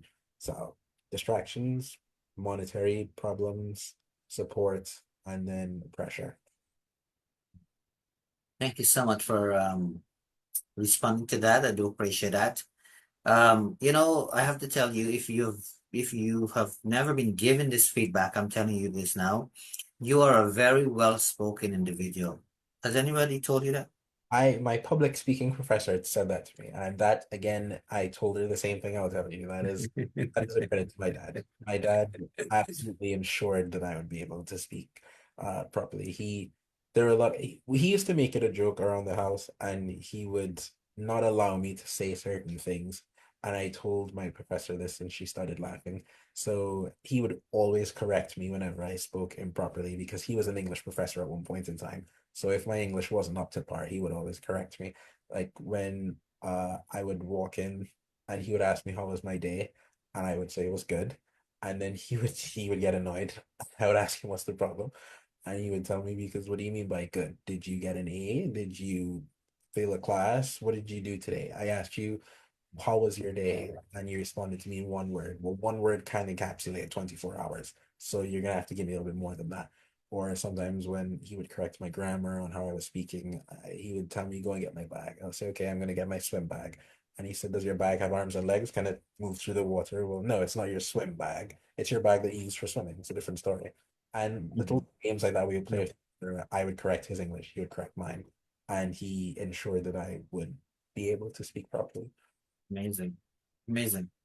Thank you so much for that. So that'll do. Let me quickly say hello to a few people, and then we're going to kind of continue on here. You've done really, really well, and I give credit to myself for making the right decision to bring you on. By the way, I'm taking credit for that one. Let me just say a special hello to Mahendra watching from New York City. Thank you so much. I hope you and your family are doing well. I want to give a special hello to Dave Chetram as well too, watching from the States. And to my radio people, I do not want to forsake my radio people. To those of you who are listening to us, on 102.7 CKMSFM, do know that we appreciate you just like anybody else. So do know that. You're watching and listening to the Dr. Narine Dat Show, and we have a young gentleman here who is not only passionate about sports, but he has a really good head on his shoulder, like the way he speaks tells it all. And we need, I'm not comparing people here at all. you know, this is a safe space for positive energy only, and I don't want to receive emails after the show here. But I have to tell you that, we need more people like you in society. That I'll tell you. I think you'll be a really good role model for young folks and things of that sort. So hopefully, whatever profession you choose after you're done with your college and whatnot, something that will also, give you the opportunity to kind of mentor people and all of that because you'll be really good at it. That's for sure. Okay, Thank you. you can do more than one thing, Do know that, eh? That's awesome. All right, so just hang in there. We have another half hour or so. We'll kind of take it from there. So obviously, when you are in sports and things of that sort, there's always that teamwork, that team effort and whatnot, right? Um, what's your skill set or experience when it comes to like working in a team setting? So team setting could be, working with your coach. You could be working with other, colleague. I mean, you are with people, obviously, right? Even though you are like competing with folks, at the end of the day, you are in it for, you're in a sports, and that can be hard in different ways. But what's your experience working in a team setting where there are different people competing for the same thing? Swimming is probably one of the only sports that is both a team and individual sport. It's not Mhm. like certain sports where it requires the team in order for you to do well. So, for example, if you're playing football, then you need the other 10 people on your team in order to make the game happen. But for swimming, it's a team sport in that we train together and we're competing for the same team. But at the end of the day, your success, if it's better than my success, it diminishes me as a swimmer. So I need to be better than you, even though we're teammates.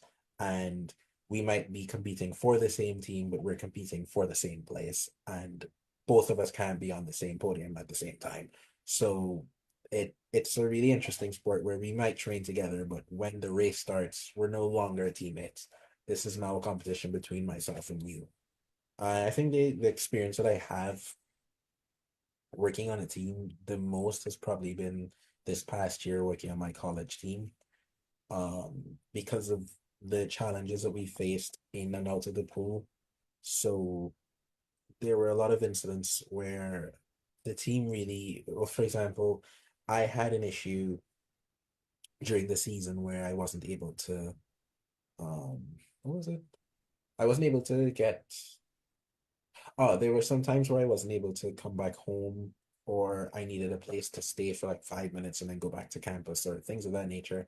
And one of my friends, he's a captain, he opened his apartment to me and he gave me a rule which was as long as the porch light is on, you can come inside at any point in time.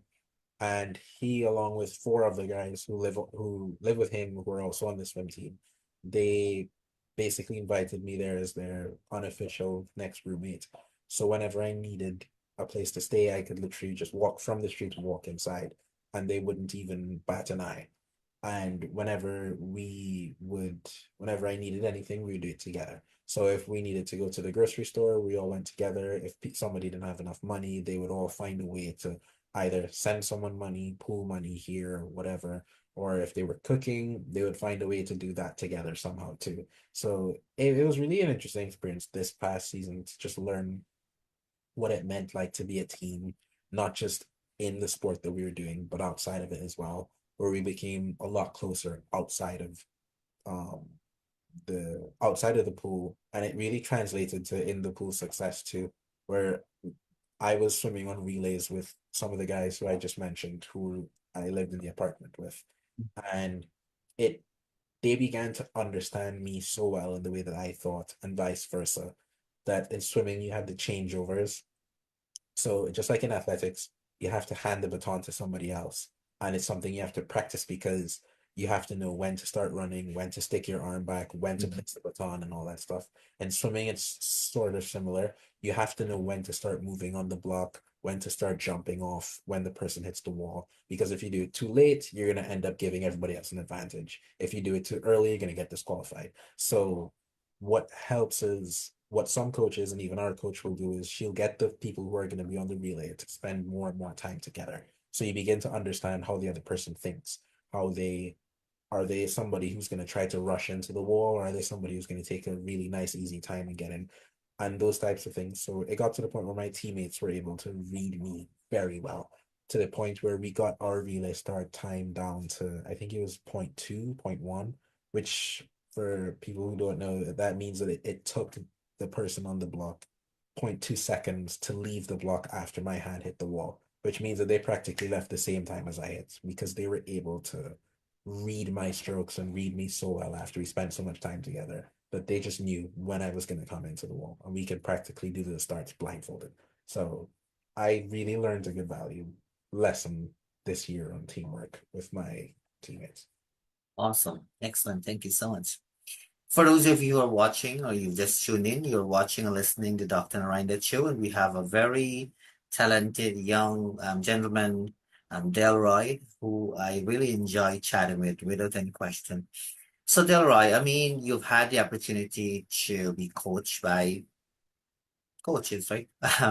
What would you say is one of the best advice you've had from a coach? Not a partner coach, but in general.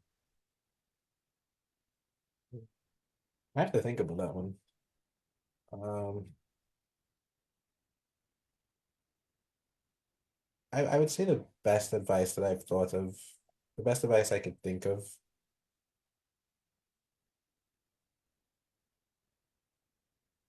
And if we need to put that on pause, that's okay too. It looks like you may have received many advice, by the way, which is not a bad thing. Right? So it's hard to choose one, right? Yeah. It's hard to pick one. I think the ones that come to mind would be like my coach when she spoke about me being a perfectionist. Mhm. Mhm. I can talk about my coach telling me about finding a way. Um, Mhm. he told me that I was complaining to him that I'm considered short for a swimmer. Swimmers' heights are comparable to basketball players, where the shortest swimmers you're gonna find are like 6'3" and up. You're So kidding me. Oh, wow. I'm 6 feet, so I'm considered pretty tiny for a swimmer. So most of the guys that I compete against are going to be a lot bigger. So I was complaining to my coach that I didn't think it was possible for me to be able to beat these guys who are 6'8" and 6'9", these massive dudes who are sprinting. Like for example, one of the fastest backstrokers, which is my event in the world, he's 6'7", 200 pounds. That man is 10 times bigger than my father. That's a big man. And I was telling my coach, I don't know how I'm going to be able to compete with somebody. How can I beat somebody like that? I'm too small. Mhm. Mhm. And my coach started rattling off different ways that you can negate somebody's height in swimming, where he spoke about, the fact that you're smaller means that you're going to have a faster reaction time. The fact that you're smaller means that you're going to be able to kick faster. The fact that you're smaller means you're going to have a faster turnover. The fact that you're smaller means you're going to be able to get your limbs moving quicker than somebody else. The fact that you're smaller means you should be able to move faster through underneath the water than somebody Mhm. bigger. And he started giving me way after way after way that you can negate people's height. And then he Mhm. told me about looking at the swimmers who were short and shorter than me and faster than me. And he said to use them as an example that you have swimmers from the Caribbean. And he said, especially if you look at the Caribbean, South America, and Asia, people who are typically shorter, but they're a lot stronger, you notice that they're able to do just fine in those games, even though they're a lot smaller. So he told me about, using that if you want to talk about genetics, use that genetic advantage to your advantage. So, you said you're from the Caribbean. A lot of the typical male build in the Caribbean, they're a lot smaller than the Europeans and the Americans, but they're a lot stronger. And that's why you'll find those men, they look really buff and bulky. And he said that you need to use that to your advantage. So if you know you're going to be a lot stronger than somebody else, there are certain things you need to do when you get to the pool, because you need to swim. He told me swim like you're from the Caribbean. Stop trying to swim like you're 6'8" and use what you have to your advantage. And that was a really big life lesson for me because he told me it there. It's never, it's excuses always sound best to the person making them. So it sounds, because he said it all, it sounds like a valid thing to say, like I'm small than everybody else. I can't swim faster than somebody who's tall, and that's just not true. And he told me instead of looking for excuses, start looking for a way around what your problem is. Awesome. Thank you. And speaking of that, what is it that you look for in a coach? I look for a coach who is moderate in the way that they think. So there are a lot in swimming, there's a big split right now in coaching between coaches who are more old school and coaches who are very contemporary. So there are some coaches that believe in a philosophy of um what we would call overtraining, which means that their philosophy is simply the more the athlete trains, the better the athlete gets. So if I give you as much work as I can give you, then you're going to get better faster.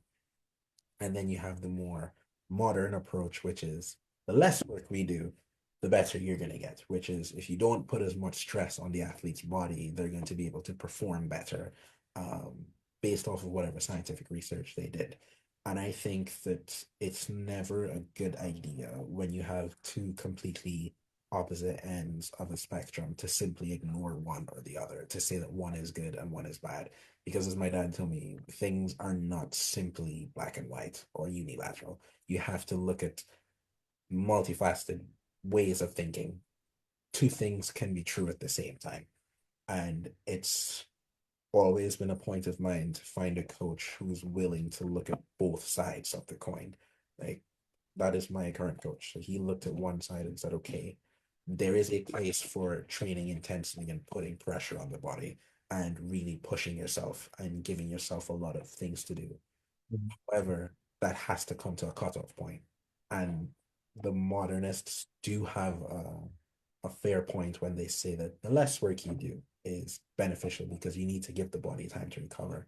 So my coach is now in the middle where he says, let's take something from both of those and apply that to how we train. So we're not just going to be overloading you, but we're not going to be underloading you at the same time. And I needed a coach who would be able to see both sides of that. And I also needed a coach who was going to be more personable. So my current coach, he he's a lot more personable.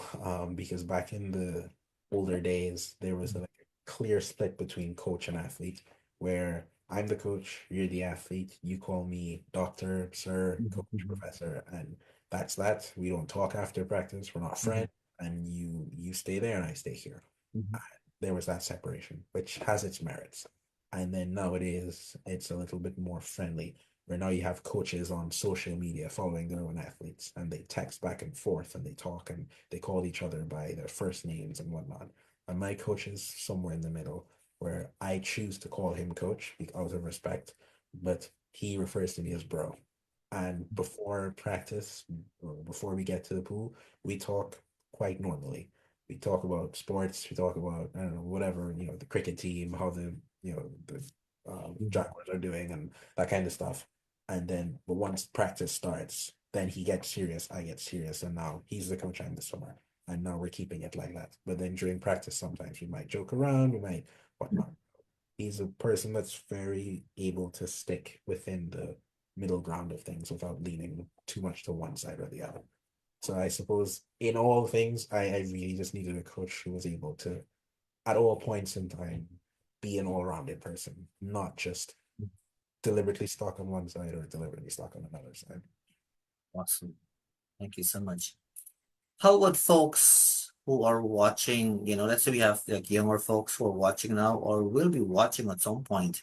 What advice do you have for folks? When I say folks, I'm talking like a younger folks, 13, 14, 15, you're thinking, to get into something as such. What advice do you have for them? The best advice I have for younger athletes is the earlier you start, the better. If you're ever looking to get into athletics, it's not saying that if you're a certain age, it's too late. There's no such thing as too late. But the Mhm. earlier you decide to do something, the better. The more time you can give yourself in something, the better. And athletics is one of those things that requires a lot of self-discipline and self-motivation. If you're getting into athletics purely for some kind of external gain, like money or fame or whatnot, you're going to have a very short career. It it takes, as Kobe Bryant said, as LeBron James said, there has to be something wrong with you in order to be an athlete, a dedicated athlete, because you have to have a few screws loose to wake up every morning, to have no external gain from something, and to still want the same goal nonetheless, and to still say that you're gonna push yourself to the absolute max in order to get it. And athletics is something that can be enjoyed if you do it the right way. I can enjoy traveling to different countries. I've been able to enjoy different cultures. I've been able to meet so many lovely people. I've been able to meet people from the States, all over the Caribbean, people from Europe. One of the most out of pocket or out of place countries that I've met, one of my close friends from, is actually a country called Montenegro. Didn't even know that was a country until Mhm. I met a friend from there. Now he and I are really close friends. Now I know more about that part of Europe. So it's definitely a privilege to be an athlete, and to be able to compete at a high level and enjoy it is something that I think you definitely need to experience if you have the opportunity to. Amazing. I like what you said, a lot of times people are looking for shortcuts and they're looking for overnight success and so forth. But the reality is there's no such thing, You really have to put the effort, you have to love what you do, you have to really enjoy the whole journey of things. And you have to be able to do it if you're really passionate about something, you have to be able to do it with limited amount of resources, right? And just kind of stay focused. You've nailed it. And if That's LeBron James said. Mhm. You have to be crazy. Mhm. James said that at some points he had to sacrifice his own family members or his own friends in order to reach the level where he's at. where if it meant that he had to skip a family reunion or skip this or skip that because he had to go to a game or go to practice, that it does take some special kind of people to do things like that. Amazing. So I hope that people are paying attention here. That's right. So when we have goals and dreams in life, we will have to make certain sacrifice, right, along the way. And it's and that may look differently for different people, but it could also include exactly what our guests just said.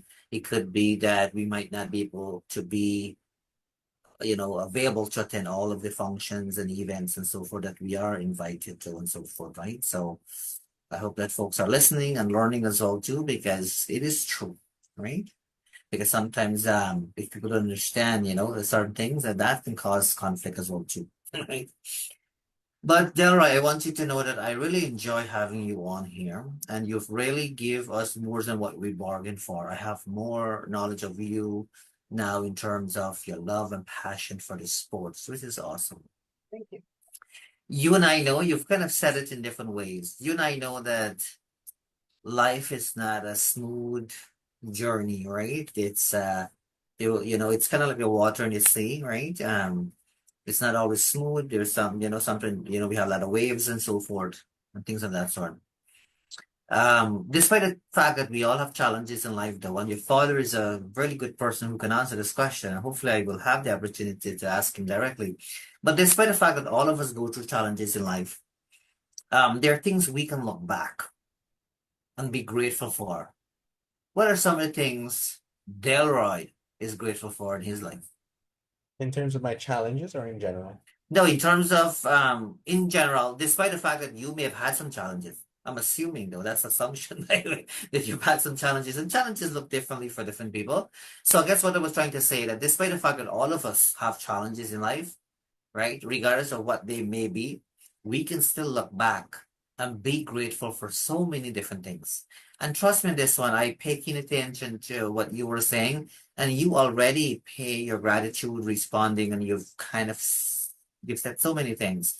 Now is an opportunity for you to really repeat, if so shall it be, but it's an opportunity for you to focus just on this, right? Focus just on the things that you're grateful for in your life as of today. I always say I'm grateful to God because that's the only reason I'm here in the first place. I will say, obviously, I'm grateful to my parents. I think they know that. I hope they do. I will say that well, at least for me, I'm grateful for a lot of the challenges that I had because they definitely helped shape me into the person I am. And without a lot of the things that I had to deal with, it never would have led me to the next stage, or never would have allowed me to think a certain way, and never would have allowed me to make certain changes that needed to be made. So those are the three main things I'm thankful for. I'm thankful for my parents, my support system. I'm thankful for all the people that support me. I don't like to use the word fans, but I'm thankful for all the people that support me. They send me messages. They tell me how proud they are. How proud they are to see a guy in a flag on top of a podium, and so on. I'm thankful for um I'm thankful for all the challenges that I've had growing up and going through the sport because all of those challenges led to something better always. For sure. Sounds like a lesson that you learned from your father. I'm just cheap teasing you. And I mean it in a good way. I want you to kind of know that. I like how you're only 22. I want to remind folks that our guest is only 22, but he's such of a disciplined individual. Extremely disciplined. I can tell based on his responses. I'm really good that way, right? And I can tell you that's one of my greatest strengths. And you you've really done well, not only in terms of responding, but you really showcase yourself, more than just a sportsman. That I can tell you for sure. So that's a beautiful thing. We are all very proud of you. Want you to know this. I can see people are saying they're very proud of you and they have reason to be, right? And so that is a beautiful thing for sure. So let's say you were to have a magic wand. I don't have it, by the way. So let's say you were to have a magic wand where you have the opportunity to restart your life from scratch again. Will you change anything at all, or will you just accept things for what it is?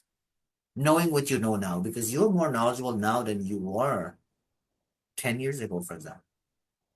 I mean, there are a lot of things that I obviously wish I would have known at the time. Mhm. Um, I wish there are certain things that I could have known. I would have started some things earlier. Maybe I would have started my business ideas earlier. Maybe I would have started implementing certain practices earlier. But I don't think I would change them because I think I was meant not to discover those things for a reason. Mhm. Because part of me not discovering those things helped me to understand who I was as a person, if that makes sense. So Mhm.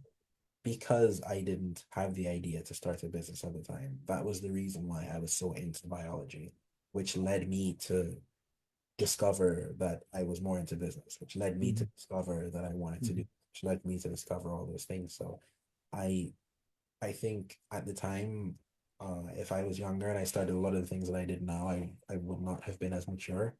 I think I may have had an entirely different personality. I Mhm. think there's a lot of things would have been different. So I'm I'm happy for the way things turned out. I'm happy that I didn't start off too bright and fast and then ended up burning out. I'm happy that I took my dad's advice and I allowed Mhm. time Mhm. to I my dad always told me a race is not for the swift. So I'm happy that I learned things over the years and that Mhm. fortunate enough that I'm still young enough to have learned so many lessons and I can still enact some form of change on them while I still have time. Awesome. I forgot to ask you one thing, and not that it's relevant, but more for curiosity. And curiosity is not a bad thing. Do you have other siblings at all, or you are the only child? I have a brother. You will hear me brag about my brother a lot. Well, you might as well do it now. It's- I love While bragging. you have the time. I love bragging about my brother. The only that is one of the only things I'll brag about, other than my own parents. I never brag about myself. The one person I can say I love boasting about very loudly is my brother. I very proudly tell people that my brother is one of the strongest powerlifters in the world. My brother is one of the most disciplined athletes I've ever met. If you think I'm disciplined, I'm sure you can ask my father. He will tell you my brother is 10 times worse than me when it comes to discipline. He is I wish I had 1/10 of my brother's focus and discipline. To give you an example, when my brother was preparing for his powerlifting championships, he used to take we used to make fun of him in the house Mhm. at the time, but he used to take the food that he was eating, and he would literally so when he was counting his calories, he worked out his calories down to a T.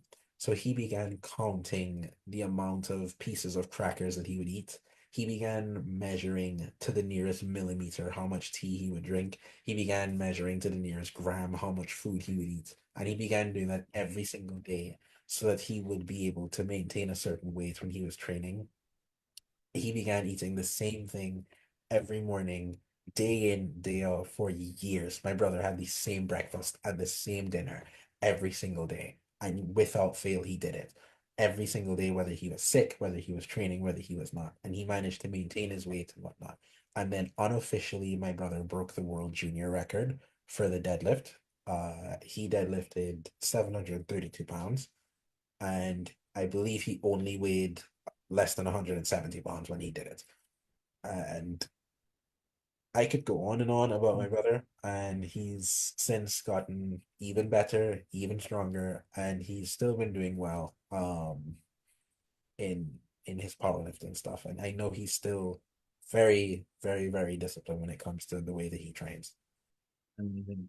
Well, I will have to do some research on that. Thank you for so much for sharing that. I really appreciate that. So again, it comes back to your parents, eh? They've done such a great job to raise two boys, in such of because raising folks now, children now, I'm a father of three girls. We live in a tough world, right? And with all the noises and so forth, it can be hard. People can be distracted easily, right? But your parents have done it well, and but I give kudos to you and your brothers all too for really um staying grounded. You both have done it, and both of you. I know the interview is about you here tonight, but Both of you should be proud of yourself, kind of thing. So ideally, now that I know more of the family, I really would be nice to have the brother and yourself and the father all in one shot on the show. It's gonna be nice, you know. So hopefully in the future we can work something out. But what an honor to have you on here. Tonight is a very unique night for us here in Canada. Our Prime Minister Justin Trudeau, he stepped down until they find a new replacement for him. So tonight is the final voting to select that interim Prime Minister. So when we're done here, I will have to see who that temporary, so to speak, that intern prime minister is. A lot of changes here when it comes to politics, changes in the world and whatnot. As we all know, a lot of stuff happening in the States, and whatever happens in the States, it affects us here in Canada and so forth. But my best advice to you is don't let any of those distractions, get in your way. And I think you're smarter than that. You are very well grounded. You have good support to stay focused based on the things that are of importance to you. I have there are a lot of things I would like to say, but the one thing I would like to say, I want you to know that I appreciate you so very much, even in your conversation, me not knowing you and the way you were responding, and as I was looking, in my messenger, how everything even your messaging was very structured and very disciplined and so forth. And sometimes based on past experience, I'm thinking like, will he actually show up for the interview? We have had things of that sort as well too.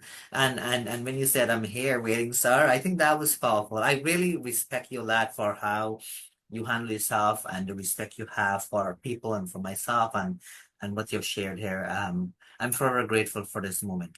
I'm now giving you the opportunity to share any last minute thing you would like to share, but do know that we are always here for any, do know use us as a lifeline as well too. I know you are very well supported by two great people in your life, and including your brothers, all two, three. I guess it's fair to say so. But do know, as an extension for you, we are also here to lend a hand when the need arises. So use us as a lifeline. But take it away, and any last minute thing you would like to say. This is your time to shine. Don't be afraid to talk over this off. You talk over everybody else. Take it away, and then we are going to wrap it up. I suppose I would just like to say thank you to everyone. It's very difficult sometimes to respond to all the messages because I get a lot of really, really lovely messages where people telling me thank you and that they're so happy that they have some representation for Guyana and they're so happy to see someone here. And it's really a privilege to be in that position where there are an entire country of people, entire country of sports fans who are rooting for you. So I wish I could respond to every single one of the messages. I really do try. Sometimes I try to sit down and scroll through every single one and respond. But I would love to say thank you to everybody on Facebook, on Instagram, on all the different social medias who say that they're just Guyanese and they're happy to see a fellow Guyanese doing well. And I love to tell everybody now, thank you very much. And I will continue to do what I do for all of you and for my country, because that is ultimately my goal. Is at the end of the day, I want to see my flag on a podium. I want to hear my national anthem, and I want to see more people respect my flag when it comes to sports. And I aim to make that happen. I love that confidence. It is awesome. So, my dear fellow listeners and viewers, as we are officially approaching the end of tonight's program, I would like to take this opportunity to thank you for tuning in to the Dr. Narine Dat Show. On behalf of myself and our very talented, smart, passionate guest here tonight, Delroy, both of us would like to join together and wish you a great today and even better tomorrow. Next week, Sunday, we hope that you can join us. Reshma Ramlal, the new Krong CSM Queen, will be joining us. So you don't want to miss that. A talent out of Trinidad and Tobago. We'll see you again next time.